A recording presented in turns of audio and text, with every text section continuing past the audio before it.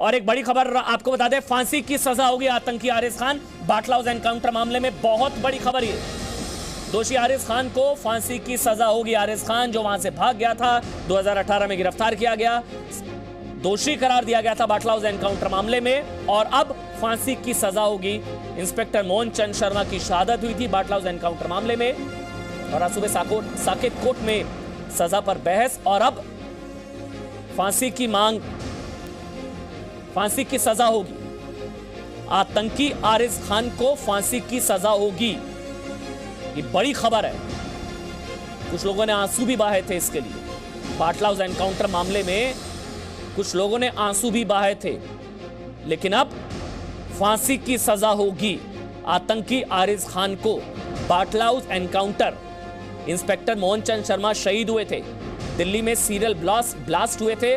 उसके बाद दिल्ली पुलिस की तरफ से L18 बाटला इलाके में L18 पर, ये देखिए वो तस्वीरें भी हमने आपको निकाल के दे दी। L18 में जब वहां पर एनकाउंटर हुआ था, आतंकी मारे गए थे, एक पुलिस वाले की शहादत हुई थी, इंस्पेक्टर मोहन चंद शर्मा।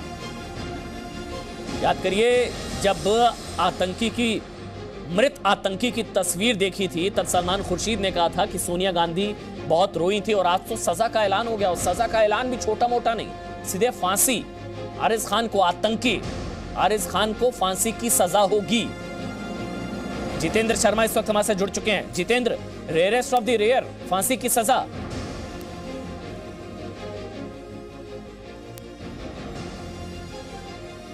जितेंद्र, फांसी की सजा आरिज खान, आतंकी आरिज को फांसी की सजा। देखिए अमन, रेयरेस्ट ऑफ रेयर केस इसको माना गया है।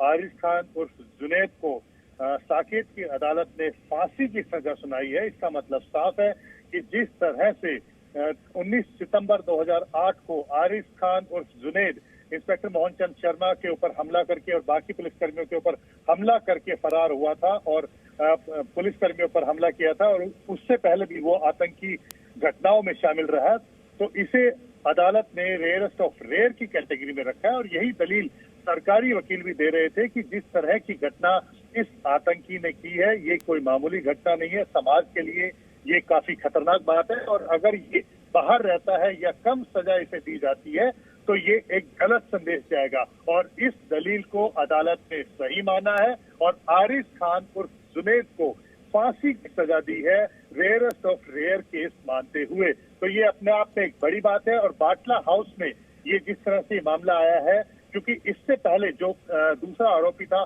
शहजाद अहमद उर्फ पप्पू, उसको अदालत ने रेयरेस्ट ऑफ रेयर नहीं माना था और उसको उम्र कैद की सजा सुनाई थी। लेकिन आरिज खान को जिस तरह से रेयरेस्ट ऑफ रेयर केस मानते हुए, उसका दोषी मानते हुए फांसी की सजा सुनाई है, तो इसका मतलब साफ है कि ये केस कितना सही था। और जिस तरह से इसको लगातार जो उस दौरान की जो सरकारें थी, या उस दौरान की जो कांग्रेस सरकार थी, पार्टी थी, और जो बाकी दूसरे दल थे, जिस तरह से इसको फेक इनकाउंटर घोषित करने की कोशिश कर रहे थे, वो बात बिल्कुल सही गलत साबित होती है। और ये पता लगता है कि पुलिस ने जो अपनी जांच की थी, जिस तरह से वो लगातार इन सब दोषियों के खिलाफ सबूत जुटा करके खड़ी हुई थी, जिस तरह से आरिज खान को पुलिस ने गिरफ्तार किया और बाकायदा सबूत इकट्ठे किए और बताया कि 19 सितंबर को जो इनकाउंटर हुआ था वो बिल्कुल सही था। उस दौरान 2 आतंकी मारे गए थे। आसिफ, ठीक है जितेंद्र, मैं आपके पास आऊंगा। बड़ी खबर, आतंकवादी आरिज खान को फांसी की सजा, रेयरेस्ट ऑफ रेयर केस इसको माना गया। आतंकी हमला, दिल्ली में सीरियल ब्लास्ट हुआ था, आपको याद होगा। उसके बाद दिल्ली पुलिस की तरफ से L18 बाटला हाउस में एनकाउंटर हुआ था, आतंकी मारे गए थे, इनमें से ये फरार हो गया था। हालांकि इसको 2018 में गिरफ्तार किया गया था आरिज खान, फिर ट्रायल चला और आज सजा का ऐलान हुआ। दोषी पहले करार दिया जा चुका था और आज सजा का ऐलान, फांसी की सजा। सुबह से ही साकेत कोर्ट में सजा पर बहस चल रही थी। रेयरेस्ट ऑफ रेयर केस माना गया है बाटला हाउस एनकाउंटर मामला, जिसमें आतंकी आरिज खान को फांसी की सजा साकेत कोर्ट ने सुनाई है। 2018 में गिरफ्तार हुआ था, 2008 में बाटला हाउस एनकाउंटर, मुठभेड़ के बाद 2008 में फरार हो गया था। सितंबर का महीना बाटला हाउस L18 एनकाउंटर हुआ था। ये देखिए आतंकी की तस्वीर भी, आरिज खान। हालांकि जबरदस्त तरीके की सियासत भी हुई थी बाटला हाउस एनकाउंटर मामले में। राजनीति हुई थी, याद होगा आपको। और एनकाउंटर के बाद पुलिस पर सवाल उठाए गए थे, पुलिस की शहादत पर सवाल उठाए गए थे। हमारे साथ जितेंद्र शर्मा एक बार फिर से जुड़ चुके हैं। जितेंद्र, एक बार तफसील से बताइए, रेयरेस्ट ऑफ रेयर केस माना है और फांसी की सजा सुनाई है आरिज खान को। बिल्कुल अमन, ये रेयरेस्ट ऑफ रेयर की कैटेगरी में इस मामले को रखा गया है। आरिज खान उर्फ जुनैद को अदालत ने फांसी की सज़ा सुनाई है। 19 सितंबर 2008 को जो बाटला हाउस एनकाउंटर हुआ था, जिसमें इंस्पेक्टर मोहन चंद शर्मा शहीद हुए थे और 2 आतंकी मारे गए थे। हालांकि उस दौरान जो 2 आतंकी फरार हो गए थे, उन दोनों को बाद में पकड़ा गया था। 2010 में शहजाद अहमद उर्फ पप्पू को पकड़ा गया था, जिसे जुलाई 2013 में उम्र कैद की सज़ा सुनाई गई।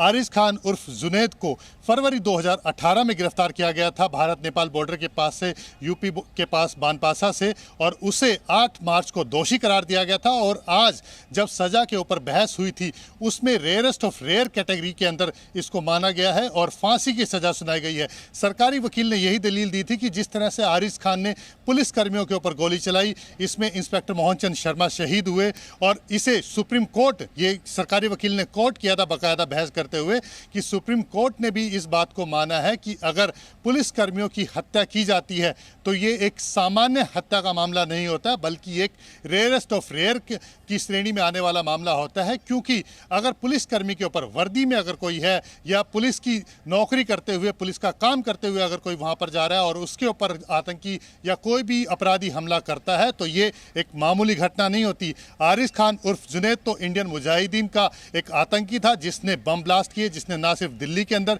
जयपुर, अहमदाबाद, सूरत, वाराणसी, लखनऊ में बम धमाके किए थे। और ये एक आतंकी था और इसे किसी भी तरह से आम हत्या के तहत नहीं देखा जाना चाहिए। और यही वजह है कि अदालत ने इस हत्या को रेयरेस्ट ऑफ रेयर की कैटेगरी में रखते हुए हत्या का दोषी करार देते हुए फांसी की सज़ा सुनाई है।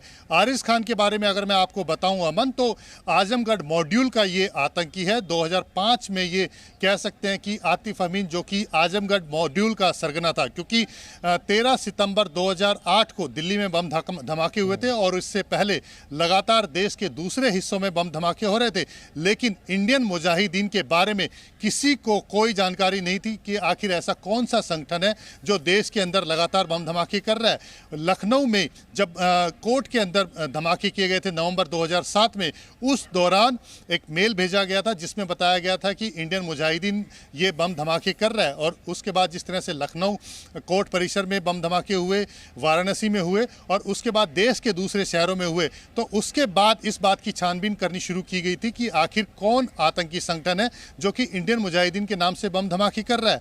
जब दिल्ली पुलिस की स्पेशल सेल को इस बात की जानकारी मिली थी, तब इंस्पेक्टर मोहन चंद शर्मा अपनी टीम के साथ सादी वर्दी के अंदर बाटला हाउस इलाके के अंदर L18 के अंदर छापा मारने के लिए गए थे और इस तरीके से गए थे कि ताकि इन आतंकियों को जिंदा पकड़ा जा सके। लेकिन जैसे ही वहां पर टीम पहुंची थी, अंदर बैठे हुए आतंकियों ने पुलिस टीम के ऊपर हमला कर दिया था, फायरिंग शुरू कर दी थी, जिसमें फायरिंग करते हुए आरिज खान उर्फ जुनैद और शहजाद अहमद उर्फ पप्पू ये दोनों भागने में कामयाब हो गए थे। हालांकि जवाबी फायरिंग में 2 आतंकी वहां पे मारे गए थे, जिसमें आतिफ अमीन, जो कि आजमगढ़ मॉड्यूल का सरगना था, और छोटा साजिद, ये दोनों आतंकी मारे गए थे, जबकि एक आतंकी को वहां से जिंदा पकड़ा गया था।